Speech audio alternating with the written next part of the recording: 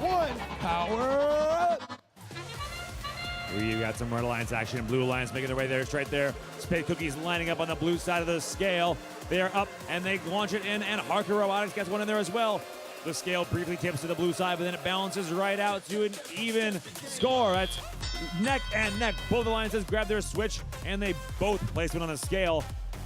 Red Alliance has a very, very slight lead, but Quicksilver is trying to place one on there, and that's going to bring us back to advantage blue. But then looks like 383, the Brazilian Machine, place one on there and balance it out for red. It's going to be another extremely close match. Red Alliance still with a very, very slight lead.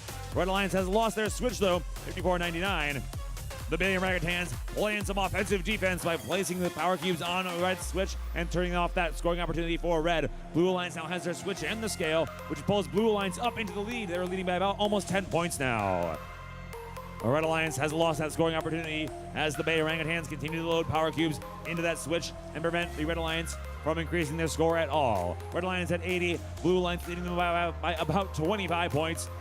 Quicksilver places one more power cube up a little bit over the switch, and it's just too much. But now looks like Harker Robotics and their alliance partner, the Brazilian Machine, are continuing to place more power cubes and balancing that scale back over to the Red Alliance side.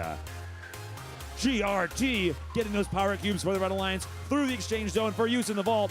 And these teams are preparing to use their power-ups. Both of them currently owning one game element each for a differential score of only about 10 points advantage blue. There's the first power-up. It's the boosting power-up by red. They have possession of the scale, and they've boosted it for double points for 10 seconds. That's going to pull Red Alliance up into the lead. Right there, Red Alliance pulls into the lead. The Blue Alliance places one more power cube on that scale. It balances out, but then it goes back to the red side. Red currently still leading with the number of cubes on the red side of that scale. There's a lot of power cubes in this match on that scale. We're approaching the final 30 seconds, and Red Alliance is still leading by just a few points. Then they jump up to a 30-point lead thanks to their levitation power-up played by red. Blue Alliance now forces their switch, even though they already had that under their ownership, and they get that 10-point bonus. And now Red Alliance forces both the switch and the scale back to their direction. That's going to pull them into the farther lead. Actually, Blue Alliance pulls themselves in the lead after they play the levitate power-up from Blue. They're neck and neck. Blue Alliance leading by only like 3 points or so. I can't even keep up. There's 5 seconds remaining. Red Alliance levitates one robot, climbing up that platform for a 30-point bonus on red. Blue Alliance had 2 robots on there. It's an extremely close match.